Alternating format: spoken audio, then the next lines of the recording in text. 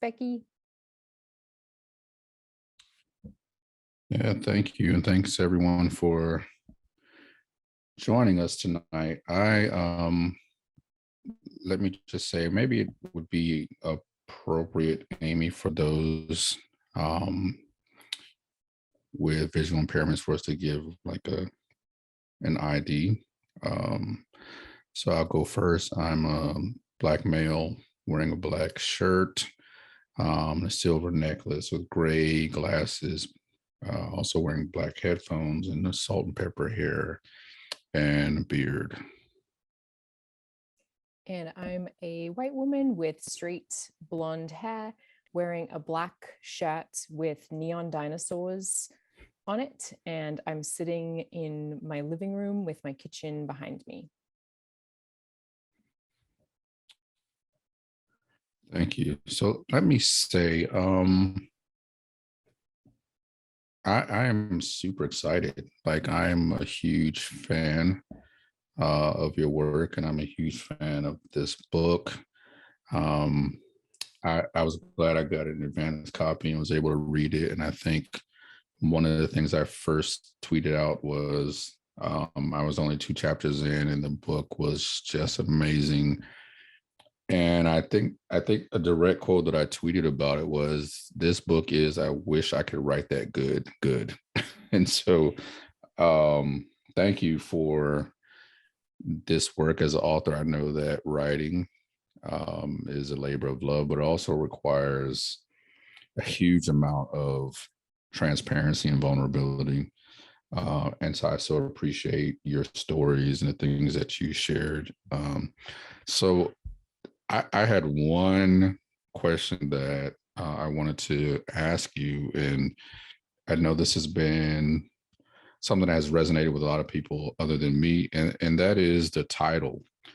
My body is not a prayer request. I love the title; like it speaks very prophetically to me. And as an author, I know that we kind of go around in circles thinking about what are we going to call the book. And so, if you don't mind me asking, how did you come? Well, it's a two-part question. How did you come to land on that title? And in the process, were there any other titles you were sort of thinking of to title the book? Yeah, well, thank you, Lamar, for those kind words about my book. And thank you for paving the way with your book. The title, My Body is Not a Prayer Request, credit goes to the Brazos team for coming up with that alongside a sample chapter that I had given them, in which I said that my body is not your metaphor, that my lame leg doesn't give you permission to use me for anything you find cheesy or undesirable. And so from there, My Body is Not a Prayer Request was launched. Initially, I had thought about calling it Holy Cryptures as a play on scriptures and crypt theology. And I think that just was kind of more confusing to anyone than it was helpful. So the title that we went with, I think, is also a really loving clapback to how many people do approach me without even really thinking about it, wanting to pray me away, wanting to change my disability because they have a sense of that being included in some sort of curing narrative. Mm. Yeah, I wonder if it's appropriate to say, and I think you share some stories in the book. For those who haven't read it, definitely get it. Um, but would it be okay? Would it be appropriate for me to ask you to share a little bit more about that, as far as your experience, but also in general, the experience that most disabled people have with people? I think you said in the book that people assuming that our bodies are public property. Yeah. Um, yeah, can you say more about that? Yeah, I think that our bodies become public property in this sense of people thinking that they have the right to touch me without my consent. People, if I'm using a manual wheelchair, will push me from one side of the room to the other. They will lean on my mobility scooter or take my cane out of its holster and twirl it around and play with it, or Wow. joke, look, I should get a top hat, as though these are toys or accessories that aren't aiding in my very mobility. They will lay hands on me to pray for me without asking permission. And often when they do ask permission, they won't listen when I say, no, thanks. I already know Jesus, the disabled Christ. I'm not ashamed of being disabled.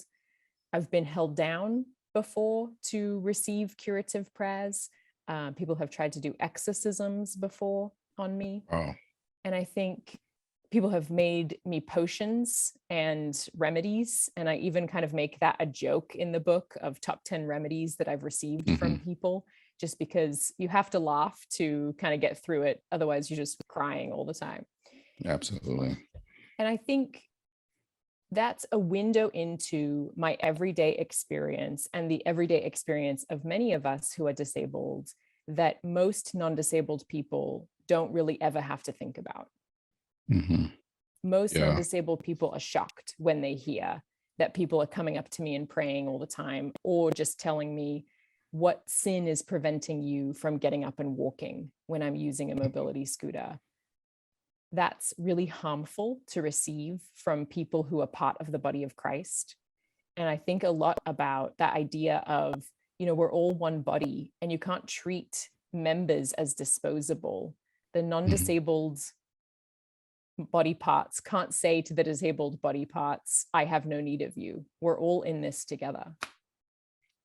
Yeah, thanks. When I think about your experience, of course, one of the challenges with disability and disability theology and justice is that the word itself is attempting to encompass a variety of different experiences. So I try to be mindful of trying not to flatten or contour disability that it's one experience, right? But in the same token, I think about having an experience myself where a person had a real struggle and confronted me about quote unquote labeling myself autistic and why I was my page autism pastor. Why would I limit myself that way? I seem to be doing fine. God has healed me from that. Why would I keep talking about that? And the most glaring challenge that this person presented me with was the idea that I'm autistic and a pastor. And one of the things I said was, well, I think that's only a problem if you think those two things don't go together, right? Right. So that, with that being said, it led to an entire conversation about how my particular experience has actually added to my faith and to my understanding of scripture. So maybe even as you talk about more a little bit about the book for those who haven't read it so that they can be encouraged to go get it. And again, I'm encouraging people to go and get it. I actually have 2 copies. Get both of our books. They're friends. They can be friends on your shelf. Definitely buy Lamar's book too. Definitely, they can be friends. But what would you say in similar fashion to me sharing that my particular disability and how I experience it has actually added to my faith and my understanding of scripture? What would you like to share is as a part of that being a part of your experience? Of course, we're both different, but I think that's one of the things that comes across in your book is that it does add to our understanding of God and the understanding of scripture. Yeah. I picture the resurrected body of Jesus and how it is scarred, wounded, and beautifully disabled, and how that is the only example of the imperishable form that we have, and it's a disabled body. And that's really important because there's no need for me to be ashamed of being disabled when my body reveals the crucified Christ to the world. And I think too about how we have erased so many disabilities in scripture. Everyone from Jacob to Paul to Moses to Isaac, their disabilities aren't deterrents. They're not a lack. They are at the forefront of the work that God is choosing to do with humanity.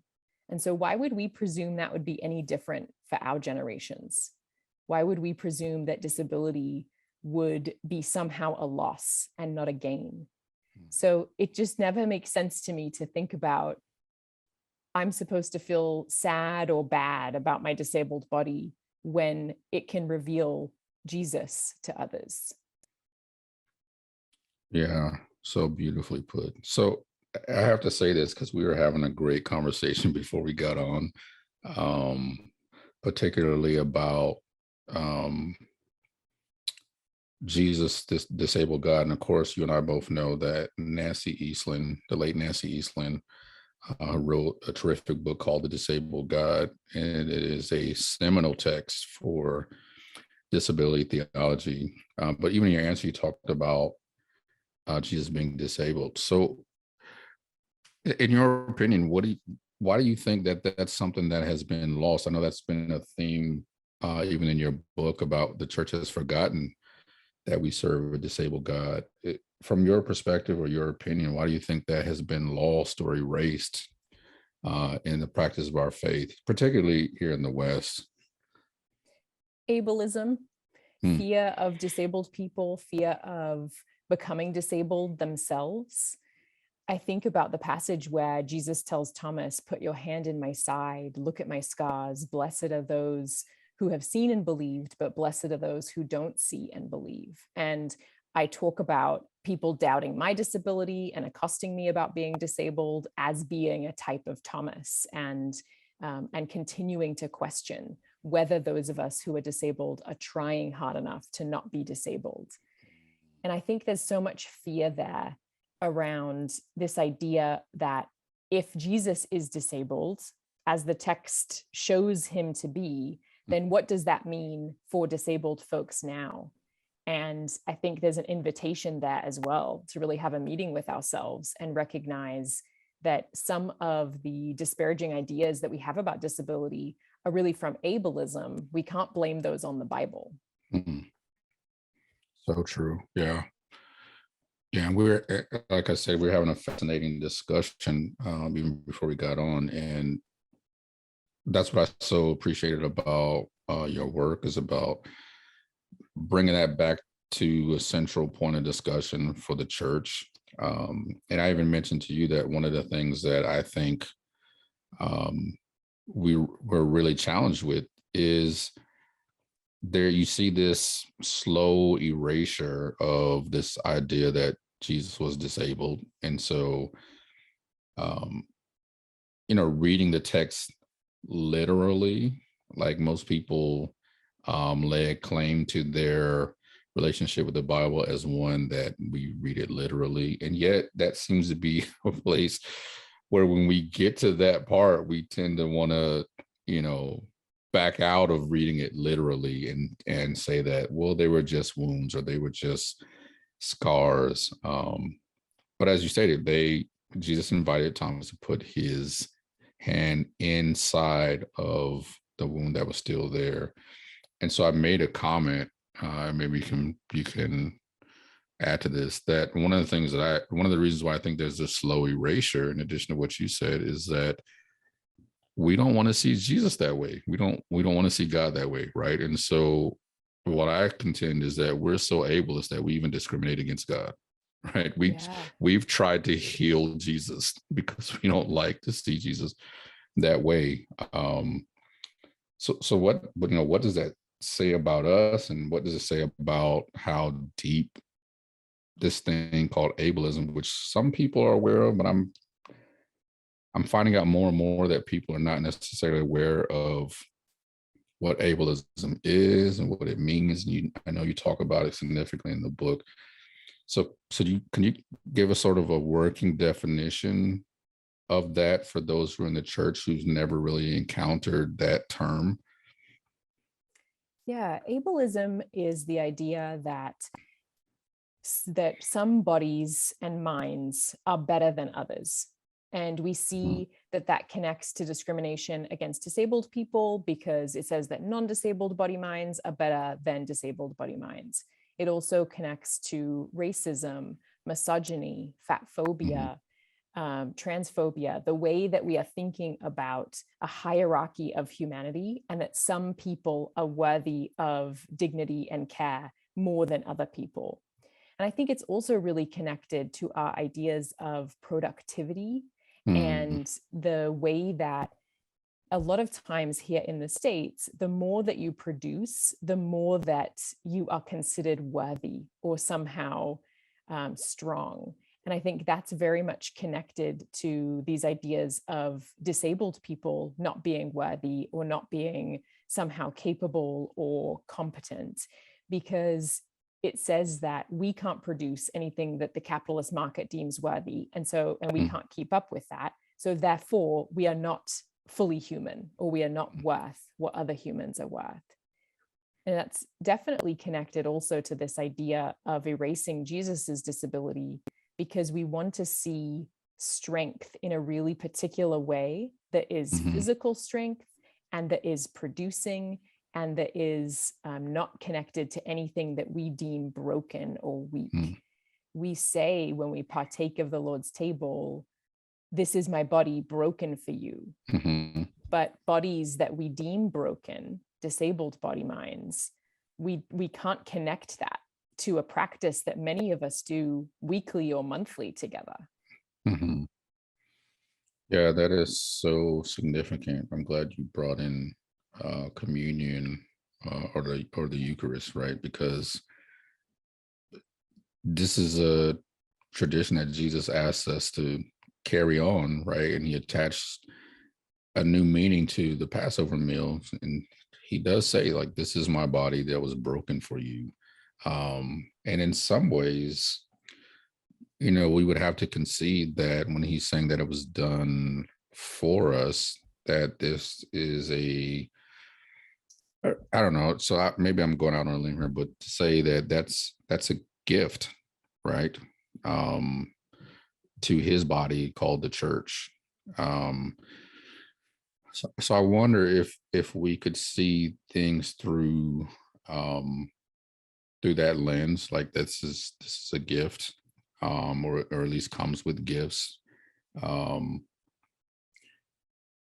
if we use that lens, what would the conversation look like to try to help shift the church's mindset from persons with disabilities being liabilities, and persons with to shifting that discussion to persons with disabilities, disabled people being those who are actually gifts to the church in some ways, Mm. and because they add some things to the church, just as Jesus says, "This brokenness was given to you. This is a gift." Um, so sort of in your holy imagination, what would it look like to help shift that conversation from seeing people who are disabled as liabilities to seeing them as gifts that are given, for the strengthening and the building of the church? Yeah, I think it's before when you mentioned that the title of my book is prophetic, I think our very body minds are prophetic. Being disabled, I think we have the prophetic gifts to share with the church about what actually doesn't work for anyone, but doesn't work most of all for us. So these ideas of really knowing that we are all made in God's image, and that is not dependent on our body minds working in a particular way. And I think many churches and many Jesus followers would say that, but then they don't actually really practice that when it comes to thinking about disabled folks as less than. Being disabled has given me the gift of knowing my limits. I am not God. I am human, and I have real access needs and real limits that I cannot pretend do not exist. And I think a lot of people who are non-disabled can kind of fool themselves and others for a little bit longer into thinking that they are independent Mhm. and that they are self-made, that they are self-reliant, and that they don't need God and community.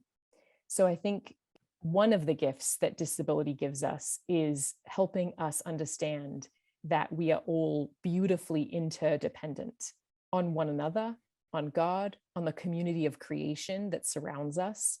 And it gives us some images and some ideas of how that isn't a liability or something to be ashamed of. That's actually a gift that we get to give one another regularly when we're in community with one another and when we bear one another's burdens.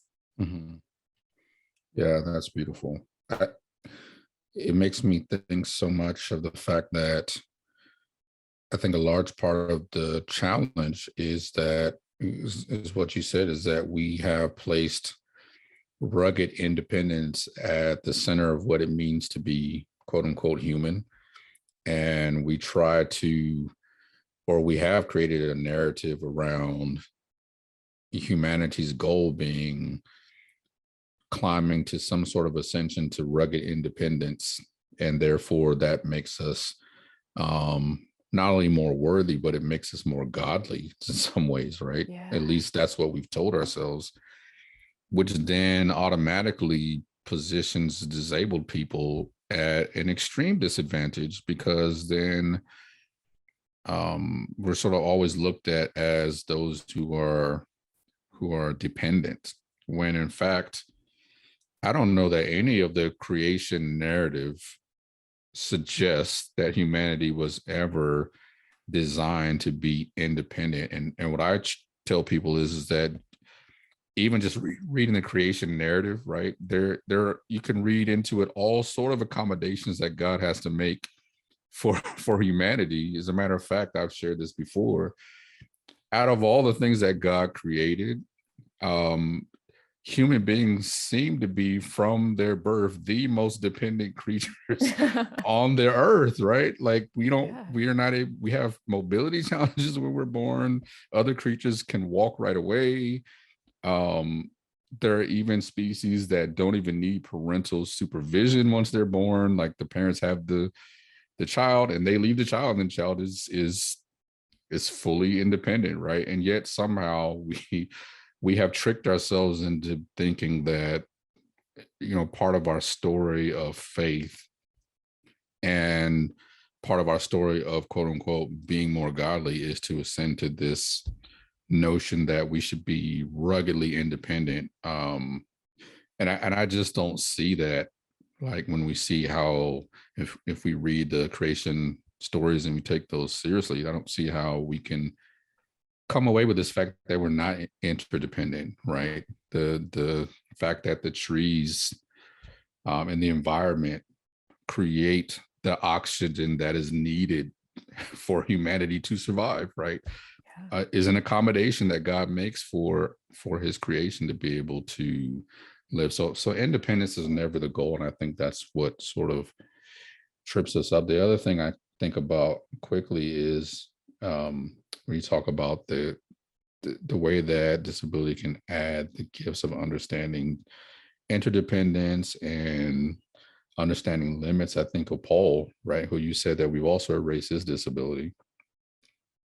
In his talking about his thorn, you know, there's various debates. We know that Paul had visual impairment because in Galatians he says that there are people who were so kind to him that they would have given him their eyes if they could. So if nothing else, we know that. But I think he had several other disabilities along with that. But he says in one of our favorite verses, right, he says, to keep me from becoming conceited, I was given this thorn. And what I like to tell people is it's interesting that Paul never says that the thorn stopped him from becoming the best version of himself.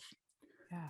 He actually says that his thorn or his disability is what actually stopped him from becoming the worst version of himself, somebody who honestly believes that they're completely independent or conceited, right?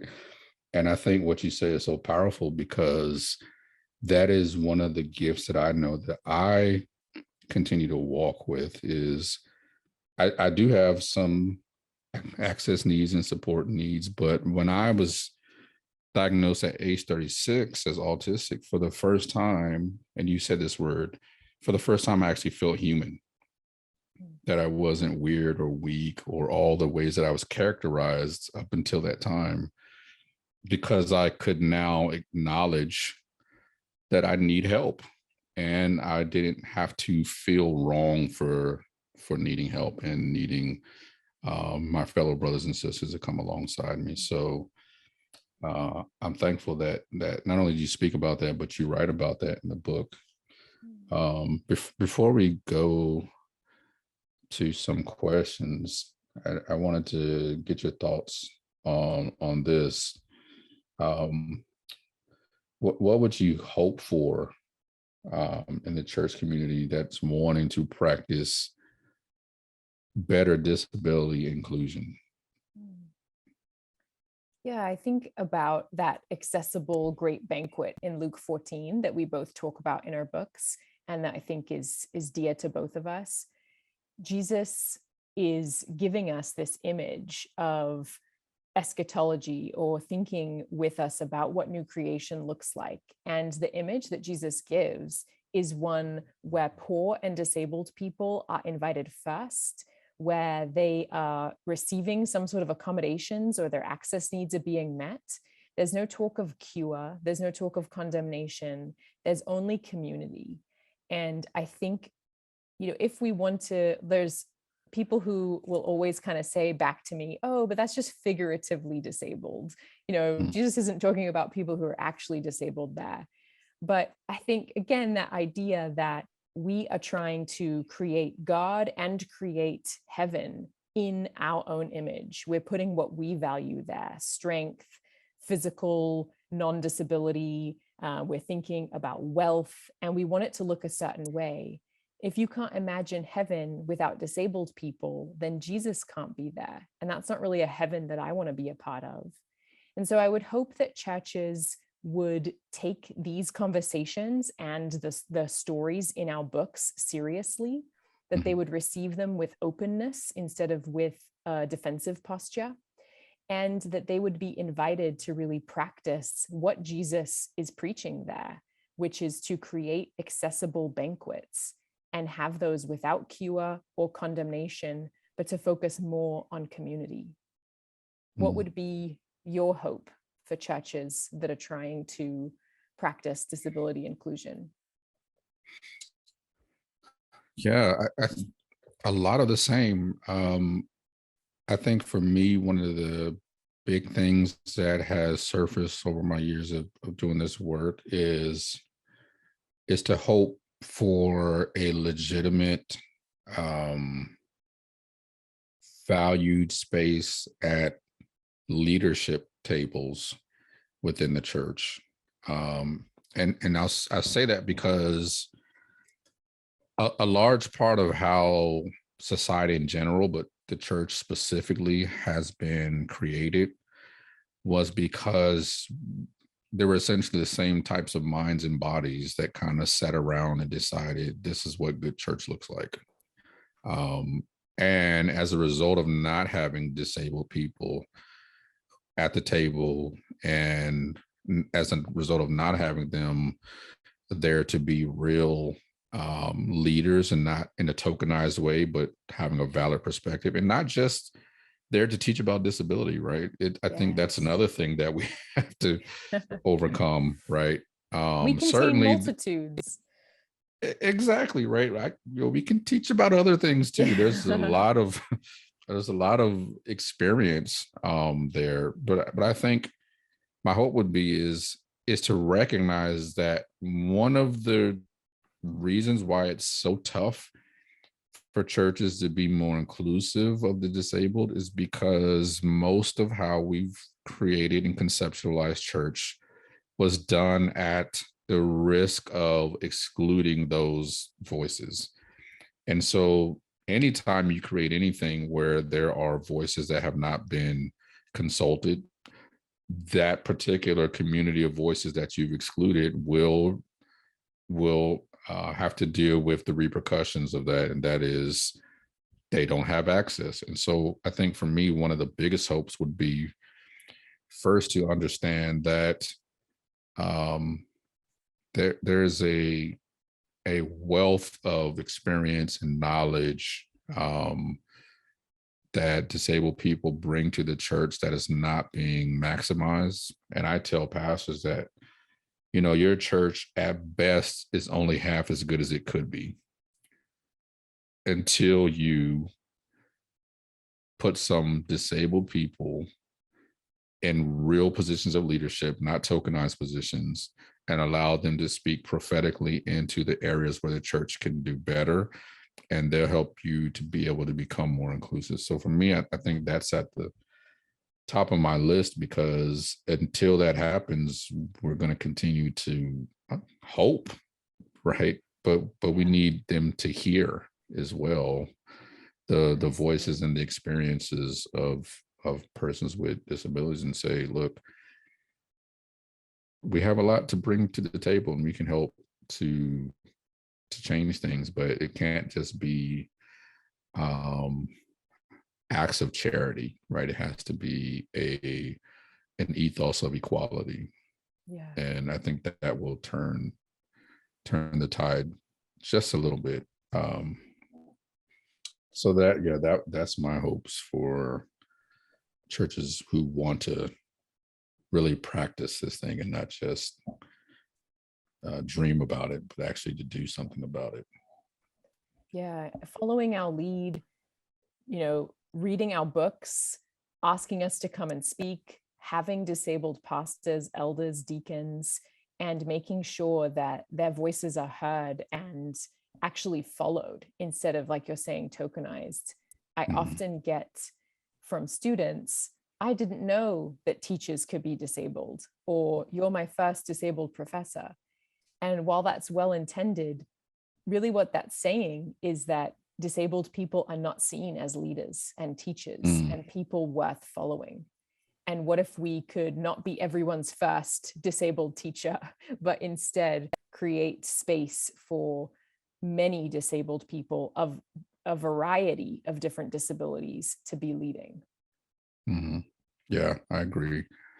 And I think that's also part of the church's obligation and responsibility. As we were talking a little bit before we came on live, and we talked about some of the history, particularly in the West, where the church, that early Puritan theology that actually heavily influenced how society itself was structured. And you see the ableism, not just in the church, but in society, with the understanding that the church and early Puritan theology is really a huge influence on the reason why even disabled people in society are not treated well. And so I think it's also helping us to understand that part of our obligation and our responsibility is to have the undertaking of undoing some of the harmful things that not only we've taught in the church,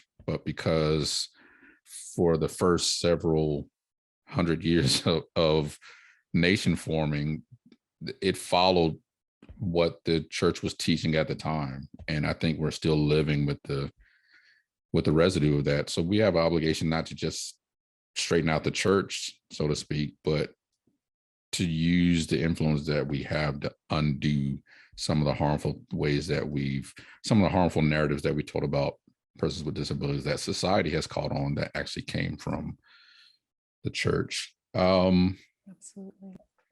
Yeah. So should we take some questions maybe? Yeah, that would be great.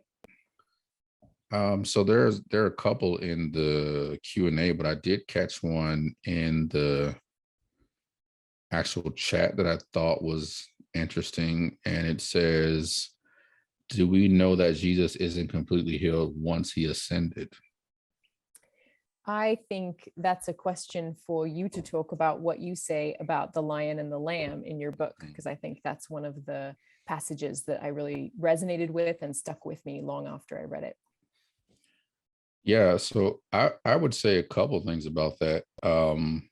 If we do take now, we know Revelation is hugely allegorical, and there's lots of symbolism and imagery, but we still can't escape the writings that talk about Jesus as being the lamb that was mortally wounded. I'm paraphrasing, the lamb that was mortally wounded, yet still standing. And so that's actually a play on words that alludes to the fact that the same body in which Jesus chose to retain is still present in the afterlife, at least in Revelation, and he's standing before the throne. And John the Revelator says that this body that was mortally wounded, that has absorbed wounds that actually were fatal, that body still exists in the same form. And yet the beautiful image is that yet Jesus is still found worthy to open the scrolls, right? So there's this sense of value and worthiness that is tied to the fact that he chooses to retain that body. So the other thing I'll say about that, and then you can add if you choose to or not, but it's interesting that Jesus, who is God, has a supernatural ability to reverse death. Like, that's wild. And he reverses death, but he retains disability, which is a choice that Jesus consciously makes. And not only does he have the supernatural ability to reverse death, he chooses to retain disability, and he chooses to, post-resurrection, make those disabling marks how he will be identified for eternity, which I think, because Christianity is largely built on the idea of the incarnation, right? God assumes a body. We have to pay particular attention to what God decides to do with the body that God inhabits in Jesus. And that intentional choice of using all the supernatural ability to reverse death, yet retain disability, is one that we have to pay attention to. And we see that found in Revelation. And I think, for anyone who's certainly trying to work through that, pay attention to what Jesus decides to intentionally do with his body post-resurrection, and what he intentionally decides to do with disability, and in ways in which he uses that as a primary way to identify him post-resurrection. So that would be my answer to that we can find that in Revelation. But it's more important to know that that's a choice, right, that Jesus made. It's no accident that someone who can take on the powers and principalities and death itself, that it's not just happenstance that he remains disabled. And I think too about Revelation 7, when we're picturing everyone in this eternal worship service, and it is every tongue and nation and culture. Disability is a culture. We have our own languages, we have our own practices and heroes and history and norms. So even just inviting people to think about, I picture disabled folks in that Revelation 7 image of what the eternal worship looks like, because we are our own culture. Yeah. And that's so important too. That's actually what has helped me to build my theology of disability, is that it's very clear that the distinctions and how people were identified in their earthly bodies, those things remain, because you see it every tribe, every nation, every tongue. We see Jesus, the body that Jesus inhabits, remaining the same way, which this is not a question, but I think we're kind of adjacent to it. And that is, and you talk about this in your book, about disability in heaven. Like, people have a lot of ideas about that. And I know I certainly have my own ideas, but if you just share quickly, because you talk about this in the book and I appreciate your take on it. Could you share, since we've kind of teetered on the edge of that, could you share a little bit of your thoughts on that? Yeah, I am often the recipient of a poem called No Wheelchairs in Heaven that strangers and soon-to-be strangers give me. And I think they mean it to be comforting, but it's not really that comforting to receive that poem, or for people to sing songs that talk about, there's one in particular that says that there'll be no lame in heaven, because in Jesus's presence we'll be healed and whole. I am healed. I have already received the transformative power of Jesus. I don't need my body to conform to the world's standards of what curing or healing looks like in order to be healed. So I land in a place of, why does it matter so much to you? Like, why is it, I'm not here to argue we'll definitely all be disabled in heaven. As we've said, disability is not a monolith. It's a broad constellation of body, minds, and experiences. But I do really want to push back with the question of, why does it so important that we are not, unless what we are worshiping is this idol of the non-disabled body? Yeah. Yeah, I kind of land in the same place. I go there in my book, and then I end up just saying, look, I'm not telling you what to think. I just want you to think.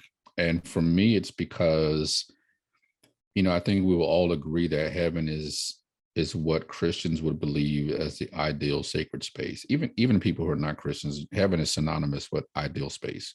People will say something feels like heaven, or it looks like heaven.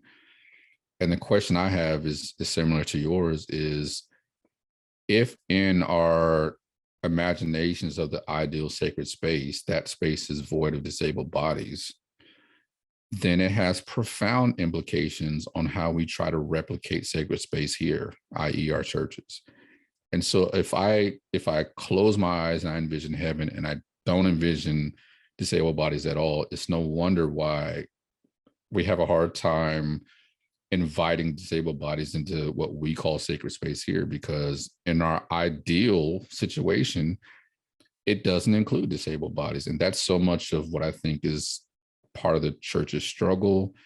And so I say in my book, my question, similar to yours, would be, if we do believe that, is it because being non-disabled is a reward, or is it a requirement to be in God's presence for eternity? Right. So either way, you have to really think about, why do I so not want that to be the case when I get to heaven? Am I being rewarded for being good?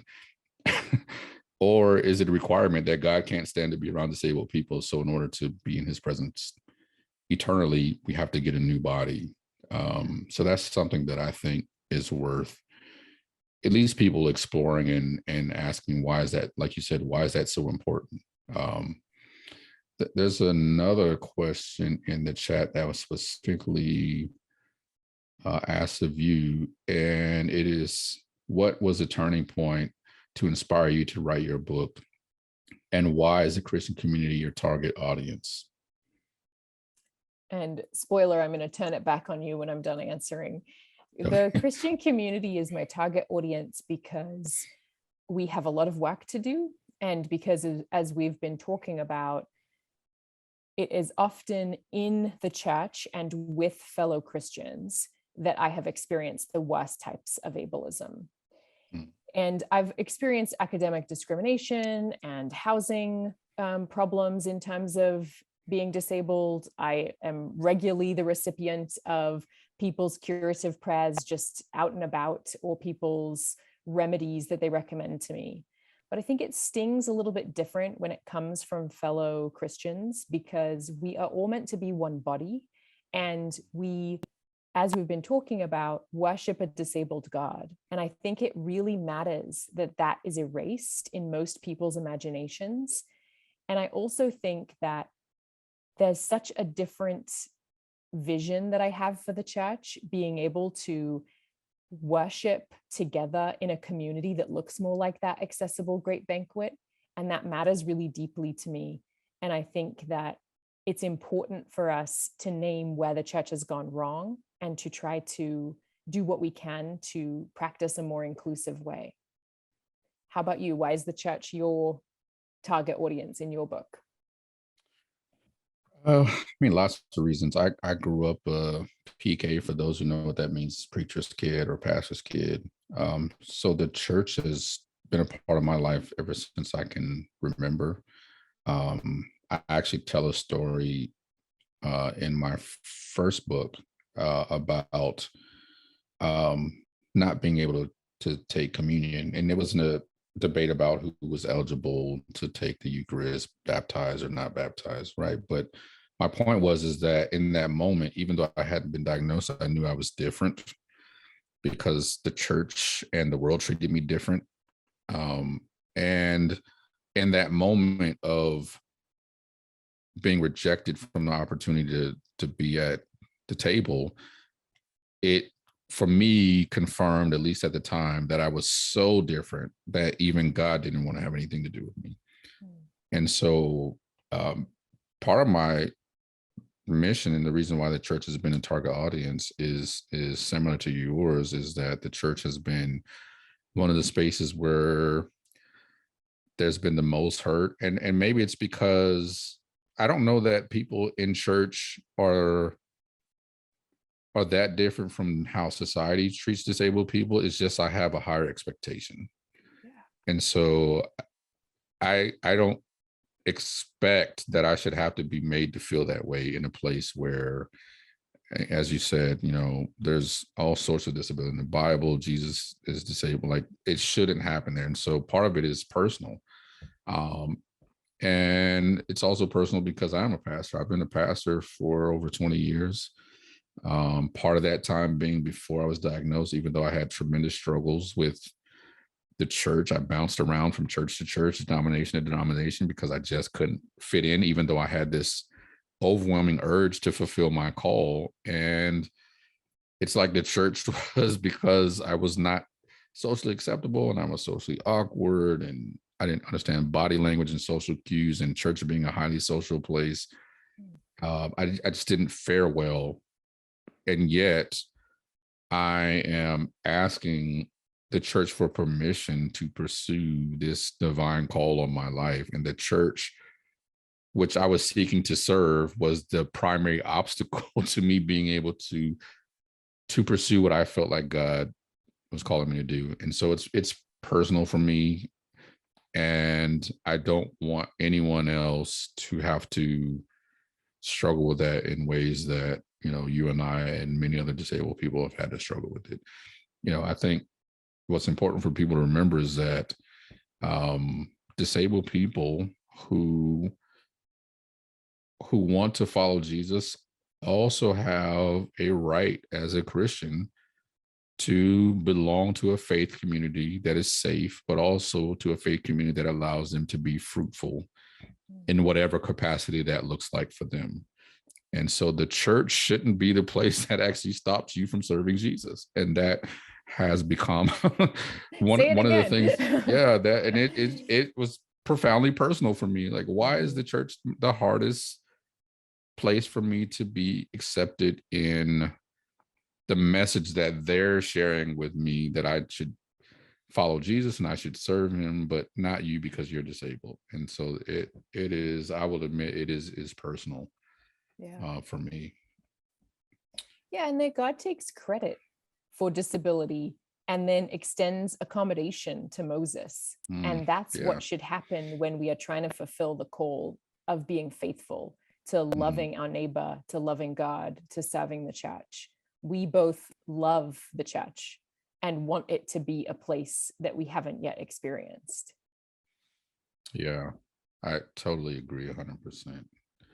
Trying to scroll through here.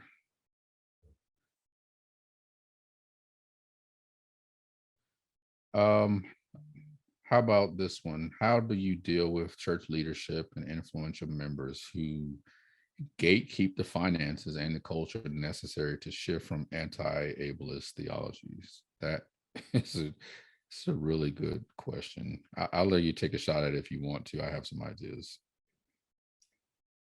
I think that one individual can make a lot of change in a church community, that it's not always up to church leadership or influential members, although I hope that they would be on board, yes.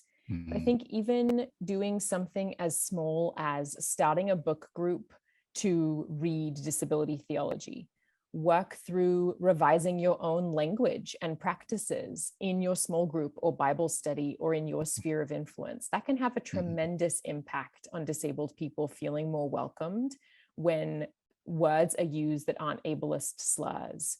Practicing what you're asking church leadership and influential people to do So if you are asking for things to be made more accessible, are there ways that you can set up a sensory room, bring in a portable ramp, create handouts for those who are blind or with visual impairments? I think sometimes we rely on this hierarchy and it coming top down, and we can actually be the change all within our community. Even small changes make a huge difference. What would Yeah, you say to that?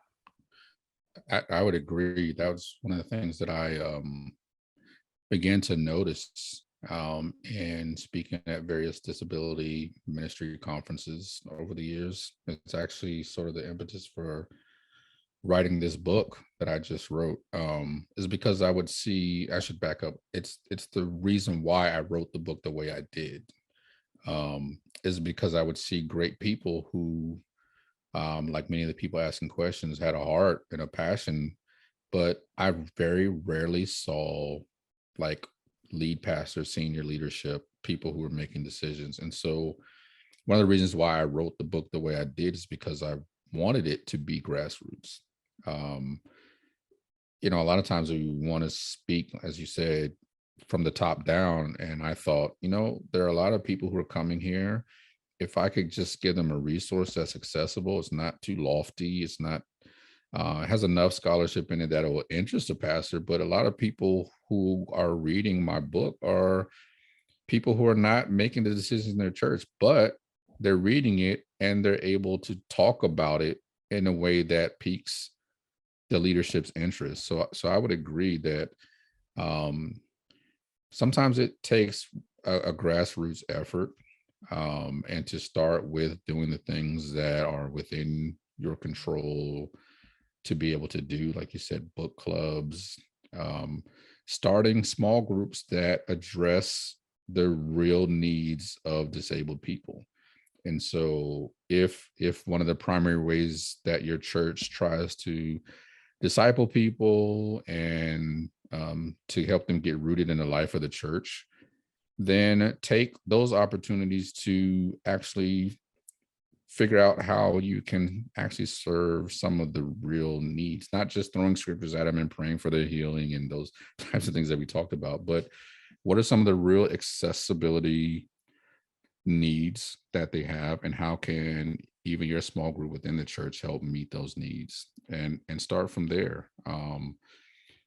And what I found is that if enough people are beginning to move in a certain direction, it will require the attention of the leaders. So, and then the other thing that I actually encourage disabled people and their families to do is, let's not let the church off the hook anymore. A large part of why the church has not been as accommodating as it should be is because, and I understand, is it has been so ableist and so inaccessible that disabled people just stay away from the church altogether.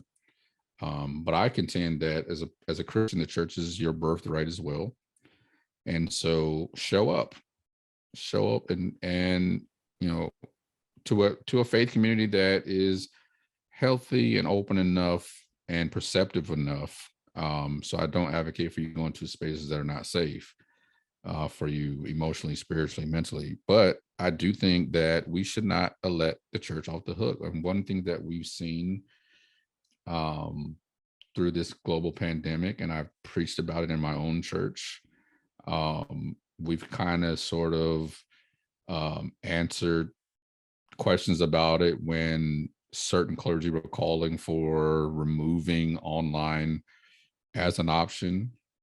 And here's what we learned: when accessibility became an issue for able-bodied people, the church got very creative, and the church found money that it said it didn't have, and it did a lot of creative things to make sure that people who were not able to access their buildings and their programming during the pandemic, which is not over, by the way,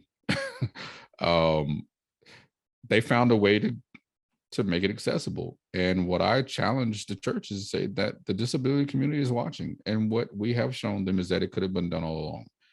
And so the reason why I'm saying let's not let the church off the hook is the church has been exposed. The church can do whatever's necessary to be done. But I think sometimes the decades of us staying away for our own good sometimes has allowed the church to sort of rest on its own laurels and say, well, they're not here, so we don't have to. So I would encourage people to show up and make it an issue that has to be addressed. We can't let the church off the hook anymore. Yeah. What we spend our money on reveals our priorities. And Absolutely. Jesus has a lot to say about our money. A lot. And I thank you for saying that. We can't get to all the questions. And so, we'll try to, if it's possible, to maybe address some of those that are on Facebook at a later time. But I'll sort of end with this because you talked about money. One of the things that I've challenged, and not just churches, but my church and everywhere that I've served is, Jesus does have a lot to say about that. And one of the things that I think we forget that Jesus said is that he says, wherever your treasure is, your heart will be also, right? And so I say it in this way, that heart follows treasure. And in saying that, as I challenge churches to say, you can actually dictate where your heart goes. And if accessibility and the work of being anti-ableist in your church is something that you want, even though you don't know how to do it and it's a challenge, start putting your money there, because your heart will follow your treasure. And so I tell people, things that I want to love and things that I want to be passionate about, I start investing in that. And slowly and surely, my heart follows where I've invested my time and my money, and I become passionate about it, and I become more loving, and I become more inclusive. And so I think if the church is waiting to get a feeling, it might not come. But if you can make a decision and a commitment and start by putting resources behind it in the same way that we have seen it being done during the pandemic, then eventually, if what Jesus says is true, which I believe it is, your heart will follow that, and you will see the passion, and you will see, the things that are needed heart wise for those changes to be made. But don't wait until you feel it in your heart. Start putting the money there so your heart will follow that. So that would be my advice to churches and leaders. Yeah. And we are worth the cost of inclusion. Absolutely. So absolutely. Well, thank you so much for chatting with me today. Thank you everyone for coming. And again, our books are friends, so get them both. And we hope to continue these kind of conversations about how to include disabled people. We hope this is the first of many that everyone's having in their churches and in their communities. Yeah, before we sign off, real quick, Amy, if you can tell people where to find you on social media, or even where they could purchase your book. I'm at Dr. Amy Kenny, and you can get it on Amazon, on Baker, on Brazos, all of those places. How about you? Sure. You can find me on Twitter at Autism Pastor. And then as far as my book, also, you can find it on Amazon, InterVarsity Press. But I also believe they're putting links in the chat to Baker House, where you can find both of our books. So please go and support Dr. Kenny's book. It is fabulous. And I don't say that about a lot of books. I read probably 7 or 8 books a month. So I read a lot. And I can honestly say I loved your book. And my prayer is that it will be a sort of a stable amongst many books about disability that people will be able to refer to for years to come. Thank you. Yeah, my hope is that this will no longer be the anomaly, that there will be so many disabled people leading, bearing our prophetic witness, leading the way to worship the disabled God that everyone else can't help but join in. say amen to that. Thank you all. Thanks for joining us. Thank you, Dr. Kenny, and have a blessed week.